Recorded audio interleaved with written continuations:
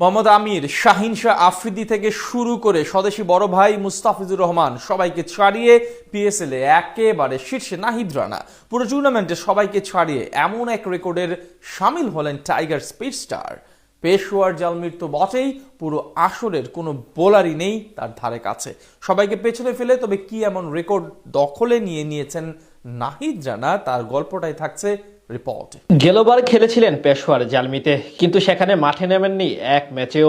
Pakistan super লিগে অভিষেক হওয়ার জন্য পাক্কা এক সিজন অপেক্ষা করতে হয়েছে নাহিদ রানাকে। সে অপেক্ষার অবসান ঘটিয়ে চলতি সিজনে প্রথম ম্যাচ খেলেন পেশোয়ার জালমির জার্সি গায়ে, আর সেখানেই নিজের যাত্রী নিয়েছেন 16 আনা। টুর্নামেন্টের সব বোলারদের পেছনে ফেলে একেবারে শীর্ষস্থান ধরে রেখেছেন বাংলাদেশের চাঁপাইনবাবগঞ্জ থেকে উঠে আসা এই ফাস্ট বোলার। বাংলাদেশের ক্রিকেটে এ যাবৎকালে সবচেয়ে দ্রুত গতির বোলার ধরা হয় নাহিদ রানাকে। অভিষেকের পর কয়েকদিনের মধ্যে বিশ্ব ক্রিকেটে পরিচিত তৈরি করেন এই ডানহাতি পেসার। শুধু গতি নয়, লাইন, লেন্থ এবং কন্ট্রোল সব দিক থেকে তিনি যেন এক প্রকার প্যাকেজ স্বরূপ। তেমনি এবার পাকিস্তান সুপার লিগে এখন অবধি 3 ম্যাচ খেলে দুটিতেই অসাধারণ পারফরমেন্স করে সবার মন জয় করে নিয়েছেন এই বোলার। আসলে মোহাম্মদ আমির, শাহিন শাহ আফ্রিদি থেকে শুরু করে মুস্তাফিজুর রহমান কিংবা টম কারেনদের মতো ক্রিকেটারদের পেছনে ফেলে শীর্ষস্থান ধরে রেখেছেন এই পেসার। টুর্নামেন্টের নিজের প্রথম ম্যাচে অবশ্য কিছুটা খরচে ছিলেন নাহিদ রানা। হায়দ্রাবাদ কিংসম্যানের বিপক্ষে 3 ওভার বল করে দেন 30 রান, নিতে পারেননি কোনো উইকেট। তবে দ্বিতীয় ম্যাচে করাচি কিংসের বিপক্ষে জ্বলে ওঠেন ডানহাতি এই পেসার। সেই ম্যাচে প্রতিপক্ষের ব্যাটিং অর্ডার একাই ধসে দেন রানা।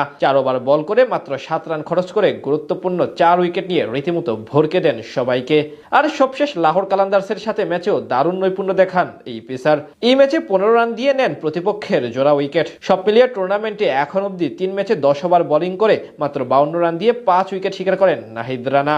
এখন পর্যন্ত পিএসএল এ 5.20 ইকোনমি রেটে বল করেছেন নাহিদ রানা। পিএসএল এর এবারের আসরে অন্তত 24 বল করেছেন এমন বোলারদের মধ্যে সবচেয়ে কম ইকোনমি রেট পেশোয়ার জালমির রানারই। দ্বিতীয় স্থানে রয়েছেন পেশোয়ারের ইফতেখার আহমেদ। 5.58 ইকোনমি রেটে 3 ম্যাচে 7 উইকেট শিকার করেছেন তিনি। 3 নম্বরে আছেন ইসলামাবাদ ইউনাইটেডের ইংলিশ বোলার রিচার্ড গ্লেসন। তার ওভার প্রতি রান খরচের হার রানার চেয়ে 0.61 বেশি।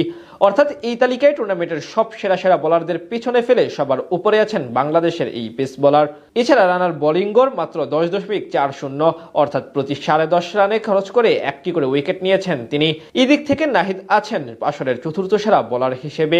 ইকোনমি রেটে সেরা তালিকায় সেরা 20-এ আছেন বাংলাদেশের আরেক পেসার মুস্তাফিজুর রহমান। লাহোর কালান্দার্সের জার্সিতে 5 ম্যাচে 6 উইকেট শিকার করেছেন মুস্তাফিজ। ফিজের economy rate 7.17। তালিকায় মুস্তাফিজ রয়েছেন 16 নম্বরে। তার এক ধাপ উপরে আছেন অ্যাডাম জাম্পা। সব মিলে বলা চলে স্বপ্নের মতো এক মৌসুম পার করছেন বাংলাদেশের নাহিদ রানা। তার মতোই শরীফুল ইসলাম এবং মুস্তাফিজও মোটামুটি ভালোই করছেন নিজ নিজ দলের হয়ে। সব মিলিয়ে এই আসরে বাংলাদেশি পেসারদের জয় জয়কার চোখে পড়েছে সকলের।